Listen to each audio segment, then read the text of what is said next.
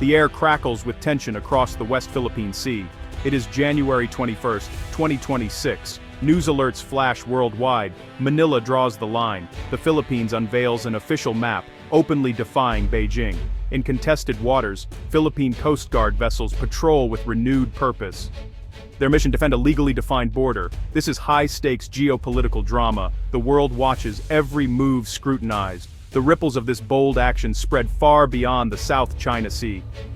This is more than politics. It's a nation standing firm.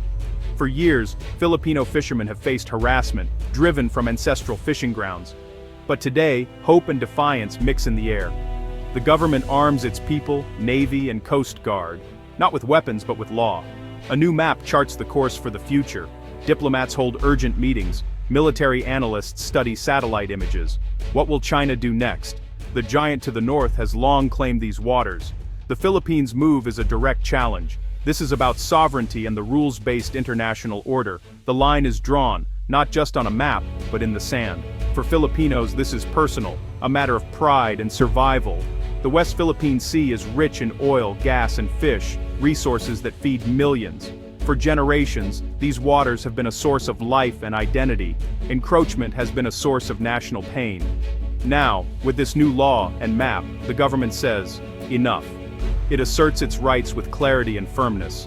The message is simple: this is ours, and we will protect it. The world is watching.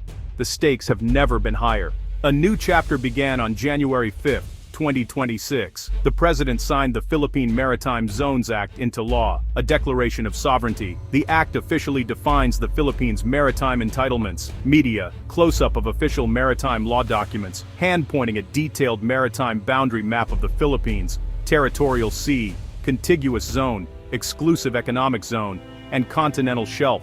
For the first time, the country has a single law aligned with the United Nations Convention on the Law of the Sea. The impact is immediate. Fishermen now have the full backing of national law. The government has put a legal shield around its people. The act is a promise. The right to fish and manage resources will be protected for Filipinos. For the Navy and Coast Guard, the act is a game-changer, an unambiguous mandate to enforce the law. No more gray areas. When they challenge foreign vessels, they uphold a law compliant with international standards. This legal clarity boosts morale and strengthens their hand. The act is the culmination of a long journey, translating the 2016 arbitral victory into domestic reality. The Hague Tribunal invalidated China's 9-dash line and affirmed Philippine rights. The Maritime Zones Act institutionalizes that ruling. It integrates the arbitral award into the legal system and creates an official map. The Philippines is building its future on the foundation of international law. The line is now law. The world reacted swiftly to the Maritime Zones Act. The Philippines' allies, United States, Australia, Japan, UK, Canada, praised the move. Washington reaffirmed its commitment to the Mutual Defense Treaty, warning that attacks on Philippine vessels would invoke mutual defense. These nations see the act as a defense of the global commons, not just a bilateral issue. Their support signals a coalition behind a free and open Indo-Pacific. Beijing, however, condemned the act as illegal and void. China reiterated its claims and warned the Philippines to stop provocations. Chinese state media announced increased patrols to safeguard sovereignty. Beijing dismissed the legal approach as a political stunt. The divide is clear. The Philippines and its allies stand on international law. China stands on historical narrative. The tension escalates on the water. The world braces for the next move. The stakes are global. The South China Sea is a flashpoint of overlapping claims. The Philippines, Vietnam, Malaysia, Brunei, and Taiwan all stake claims, but China's is the largest. Its 9-dash line covers nearly 90% of the sea. The Philippines and others base their claims on UNCLOS, which grants a 200 nautical mile exclusive economic zone. China's claim is rooted in historic rights, citing ancient maps and records. This clash, modern law versus historical narrative, is the core of the dispute. The South China Sea is vital, a major shipping lane, rich in oil, gas, and fish. Control means economic survival and national security. Confrontations are frequent. Fishing boats rammed, Coast Guard standoffs, military deployments. The dispute is about more than lines on a map. It's about resources, security, and regional stability. The stakes are high for millions. The world cannot look away. In 2012, Scarborough Shoal became the flashpoint. Filipino fishermen had long relied on these waters, but a standoff erupted when the Philippine Navy confronted Chinese fishing vessels. Chinese maritime ships intervened, blocking arrests and escalating tensions.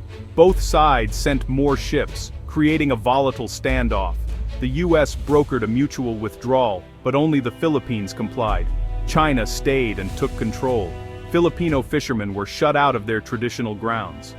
The standoff was a wake-up call. Diplomatic protests and limited naval presence were not enough. The Philippines realized it needed a new strategy, a contest of laws, not just ships. In 2013, Manila initiated arbitration against China under UNCLOS. Scarborough Shoal set the stage for a historic legal battle. On July 12, 2016, the Hague Tribunal ruled overwhelmingly for the Philippines. China's 9-dash line was declared to have no legal basis. The tribunal found no evidence of China's exclusive control over the waters. It clarified that features like Scarborough Shoal are rocks, not islands, and cannot generate an EEZ.